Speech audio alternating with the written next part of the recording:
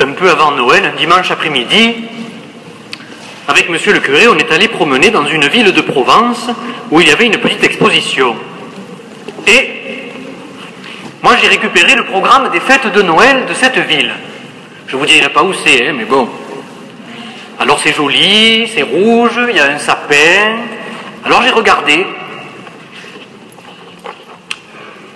Journée gourmande. Le bûcheron, vente de marrons chauds, la maison du Père Noël, un monde merveilleux, pensez donc, le théâtre de Guignol, ah ben oui, atelier, Charlie Marron et sa locomotive, mon Dieu, parade, les souffleurs de rêve. Ah, la grande parade de Noël, le feu d'artifice, samedi 23 décembre, à la poursuite du Père Noël, dimanche 24, la maison du Père Noël, dimanche 24, 15h, la parade enfantine. Ah ben c'est fini. Ah bon? Noël, ça termine le 24 à 15h. Ah bon? Ben il est où le petit? Le petit, il n'y en a pas. Où il est passé le niston, j'en sais rien, mais il n'y en a pas. Dans le programme de cette ville, Noël, ça s'arrête le 24 à 15h. Et puis ma foi, il n'y a pas parlé de crèche, attention, pas parlé du petit Jésus, pas parlé de messe, pas parlé de rien.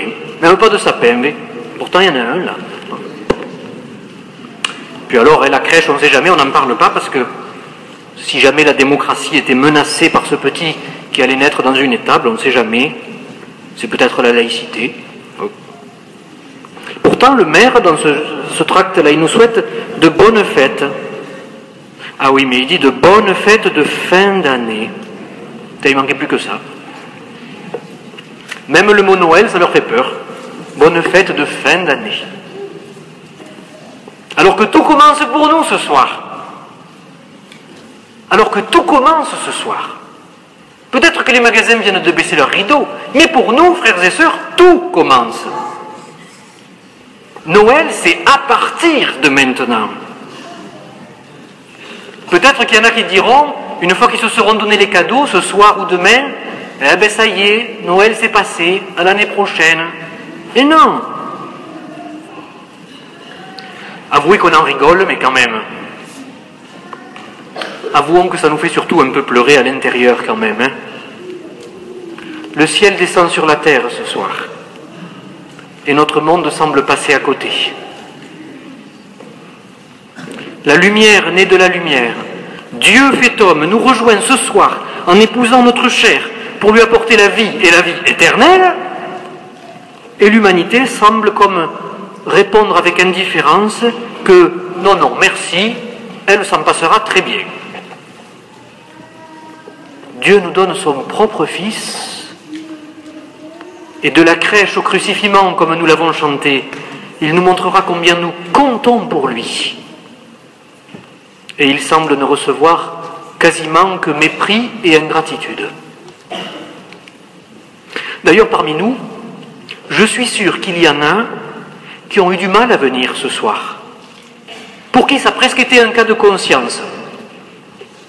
Parce que, sans doute qu'à la maison, il y en a certains à qui on a dit « tu ne vas pas commencer à nous gonfler avec ta messe ».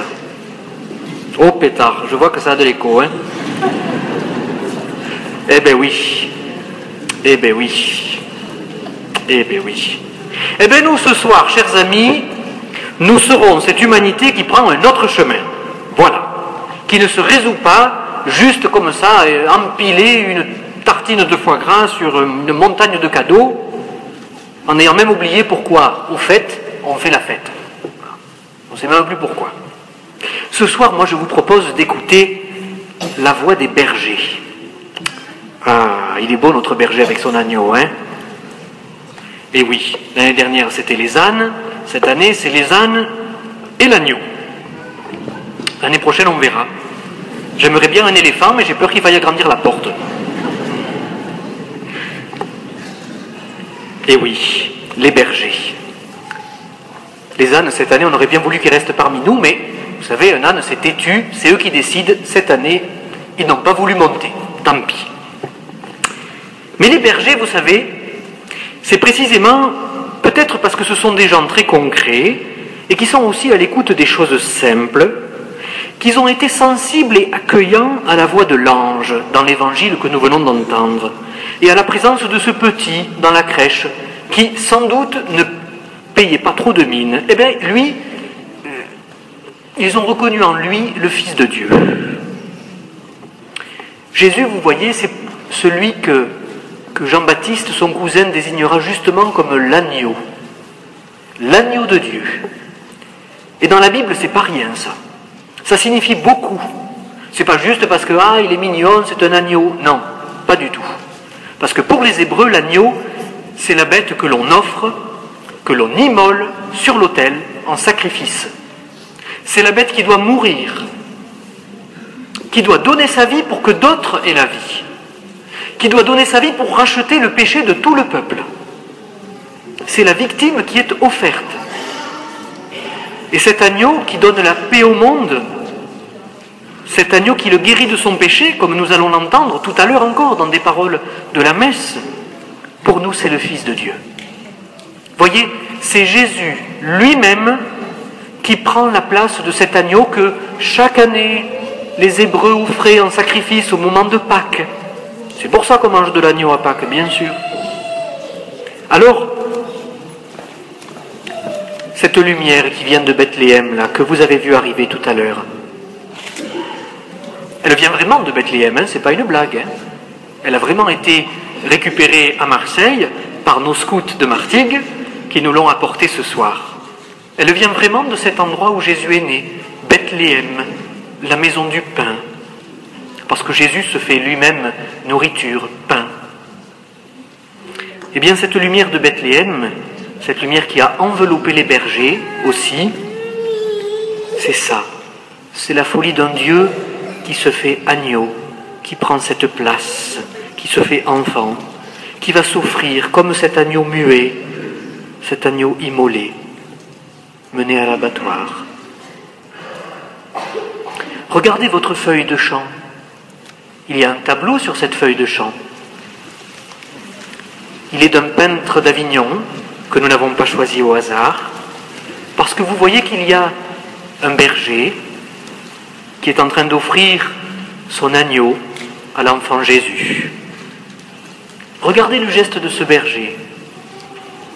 C'est exactement le même geste que celui par lequel Marie offre elle-même son fils, Jésus.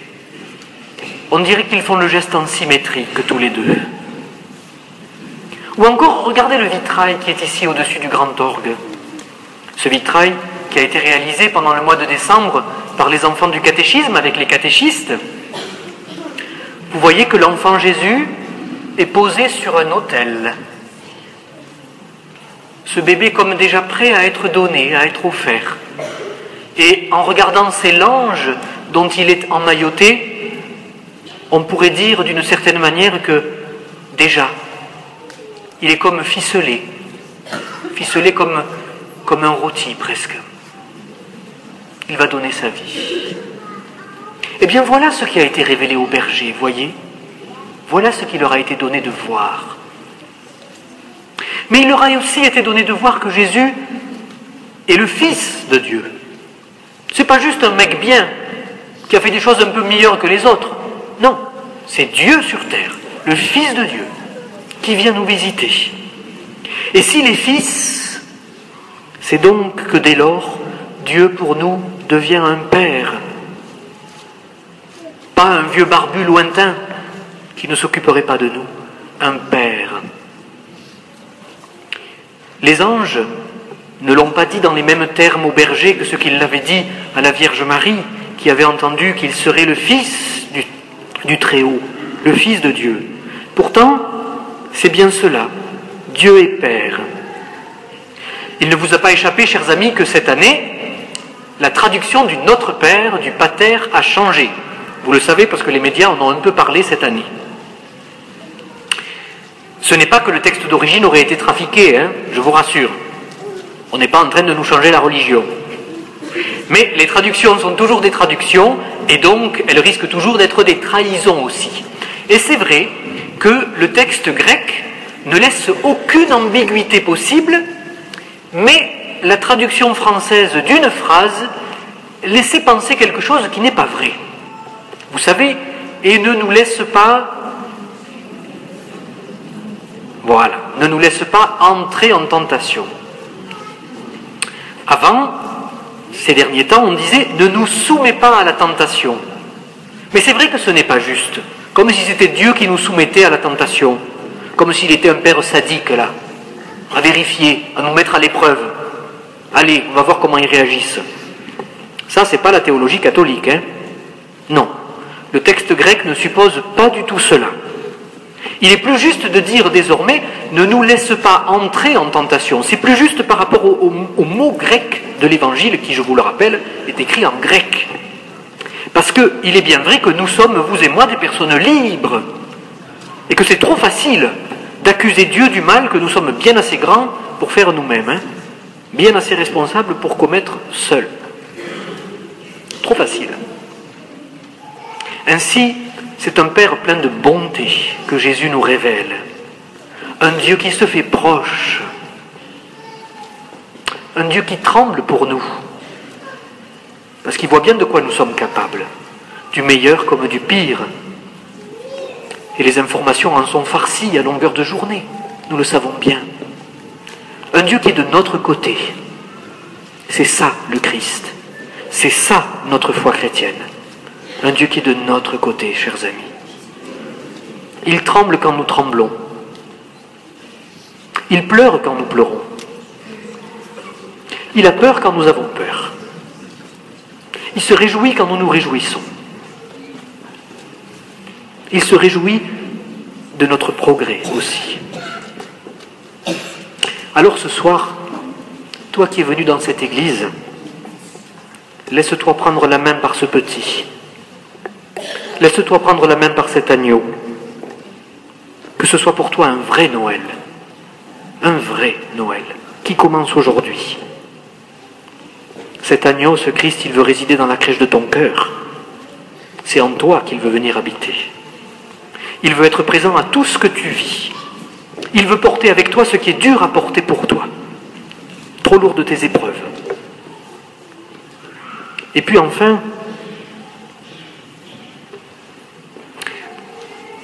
ce soir, toi qui es peut-être venu dans cette église pour faire plaisir à quelqu'un,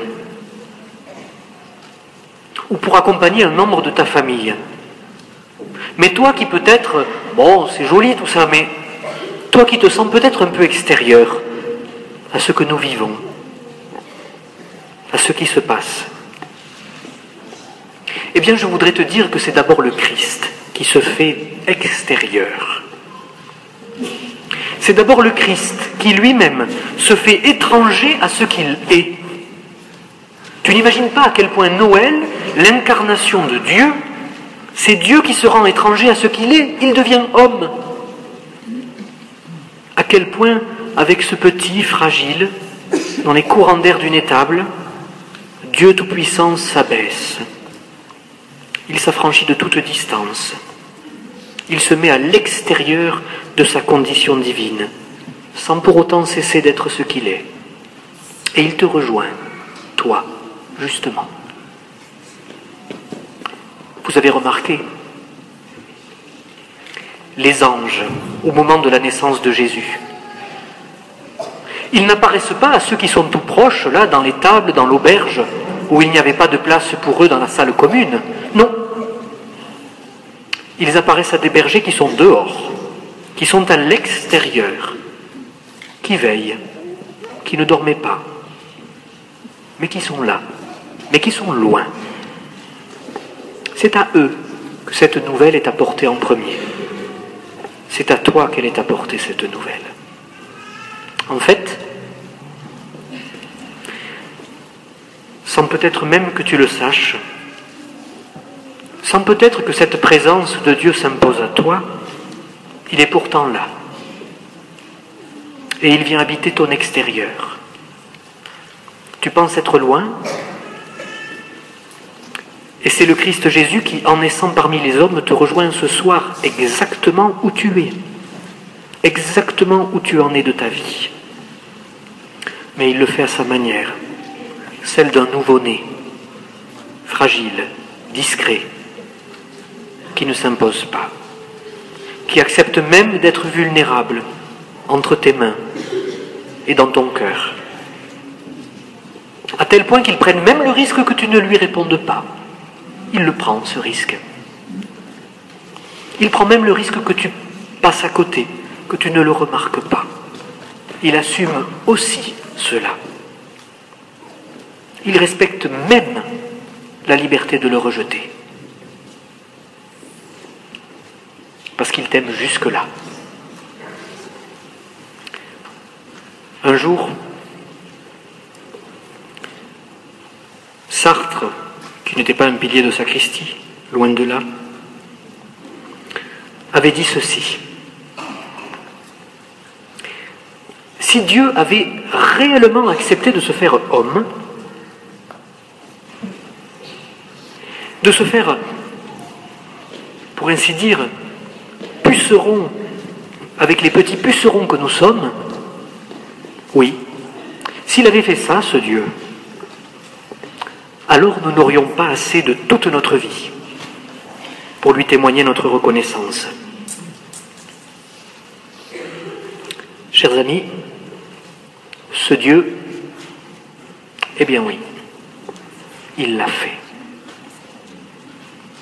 Et il s'incarne aujourd'hui, à Martigues, pour tous les hommes, tous, tous. Et donc, c'est pour toi qu'il vient ce soir. Accueille-le. Habille la crèche de ton cœur de lumière. Fais-lui de la place. Fais-lui vraiment de la place. Et tu verras si ta vie ne devient pas brillante comme lui. Amen.